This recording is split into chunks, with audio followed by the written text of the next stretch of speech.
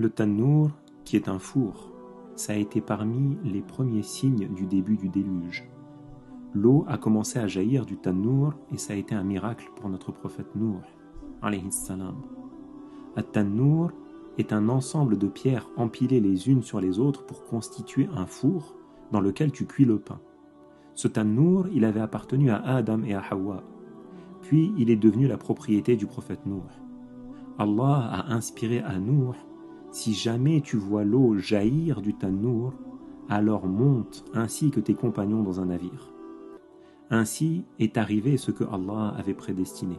Et l'eau, elle s'est mise à jaillir du tannour, elle s'est mise à jaillir de ce four. Elle est sortie avec force et puissance, comme si elle était en ébullition. La femme du prophète Nuh, qui s'appelait Wa'ila, elle a vu ça et elle est venue l'avertir. Alors il lui a dit: c'est ce qu'a promis mon Seigneur, qui est véridique et c'est en train d'arriver. Elle a vu, elle a observé ce miracle, mais elle n'était pas croyante. Elle est restée sur son égarement. Et ça, parce qu'après avoir vu que la situation se prolongeait, elle a dit: Allah, il te donne pas la victoire? Alors le prophète Nuh, il avait répondu: mais bien sûr que si, Allah me donne la victoire. Alors sa femme Wa'ila, elle lui a dit: mais quand? Et il lui a répondu: quand l'eau va jaillir, comme si elle était en ébullition du tannour, à ce moment-là, ça c'est le signe de la victoire de la part de Allah. Et ça, c'était avant que l'eau commence à y jaillir. Alors elle s'était mise à hurler à ce moment-là, en disant à son peuple: ô peuple, par Allah, il est fou! Il prétend que son Seigneur ne lui donnera la victoire que si l'eau se met à jaillir du four. Et ça, c'est un égarement, c'est une trahison envers le prophète Nuh, et c'est une insulte envers un prophète de Allah. Quand l'eau est apparue et qu'elle s'est mise à encercler les terres, la terre a éclaté en de multiples sources, et les portes du ciel se sont ouvertes en des trombes d'eau. La pluie s'est mise à tomber, comme si c'était des jarres entières qui se déversaient et qui laissaient tomber l'eau sur terre. Les animaux, ils se sont mis à chercher l'intérieur des terres, ils fuyaient l'eau, jusqu'à ce qu'ils se rassemblent auprès du navire. Le vent les avait poussés, et Djibril rassemblait les animaux. Nuh, il était debout à la porte du navire, à la porte de l'arche qu'il avait construite, et il faisait entrer les animaux. Il prenait un mâle et une femelle de chaque espèce. Sa main droite, il la posait sur le mâle, sa main gauche, il la posait sur la femelle, et il les faisait entrer dans le navire. Il a été dit que le premier animal qui entrait dans le navire, c'était l'oie. Et il a été dit que le dernier à y entrer, ça a été l'âne. Et uniquement les animaux qui pouvaient se reproduire ou qui pouvaient pondre des œufs entraient dans le navire. Pour ce qui est des poux, des mouches, des vers, il n'en a pris aucun. Et ils sont pourtant sortis par la volonté de Allah de la terre glaise. Et à notre époque, tu trouves encore des poux, des mouches et des vers. Il a été rapporté que le serpent, il est venu, et le scorpion aussi, pour entrer dans le navire. Alors le prophète Nuh leur a dit: je ne vous embarque pas, parce que vous provoquez la nuisance et vous provoquez des épreuves. Alors ces animaux, ils lui ont dit: transporte-nous, et on te garantit que l'on va nuire à aucun de tes descendants. Ils subiront pas de nuisance de notre part. Et c'est vrai, lorsque quelqu'un craint leur nuisance, s'il récite Salamun ala Nuhin fil alamin, ils vont pas lui nuire par la volonté de Allah. Parmi les 80 musulmans, parmi les 80 croyants qui étaient montés sur le navire, il y avait les 3 fils du prophète Nuh, Ham, Sam et Yafith. Et il avait un 4e fils qui s'appelle Kan'an, que les Arabes appellent parfois Yam. Mais le prophète Nuh, il ne savait pas que Kan'an n'était pas musulman. Alors il avait appelé Kan'an pour qu'il monte avec lui dans le navire. Mais Kan'an n'avait pas accepté. Il a refusé, il a fait preuve d'orgueil. Kan'an a pensé que s'il s'accrochait au sommet d'une montagne, ça allait le sauver de la noyade.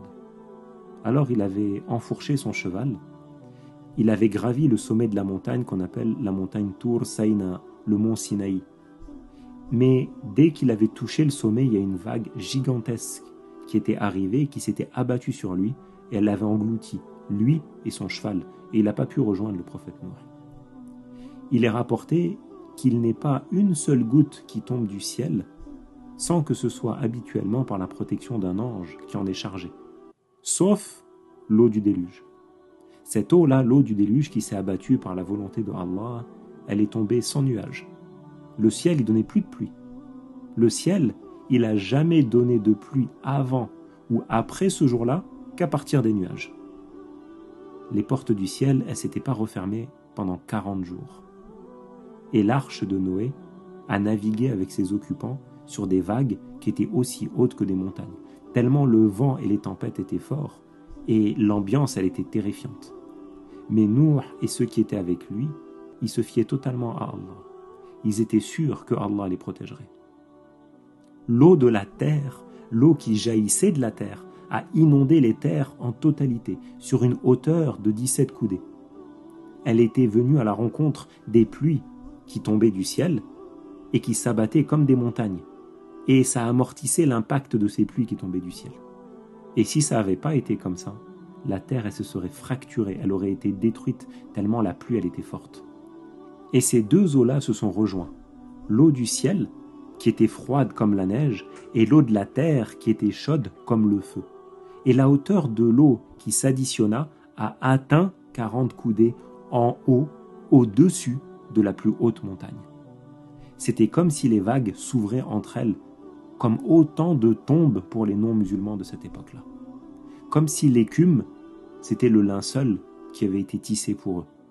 Ils essayaient de lutter contre la mort, mais la mort les submergeait. Ils luttaient contre les vagues, mais les vagues les emmenaient, elles avaient le dessus. Le navire a vogué parce que Allah lui a facilité une route et l'a guidé. Il avait emporté ceux qui étaient à son bord jusqu'à la Mecque.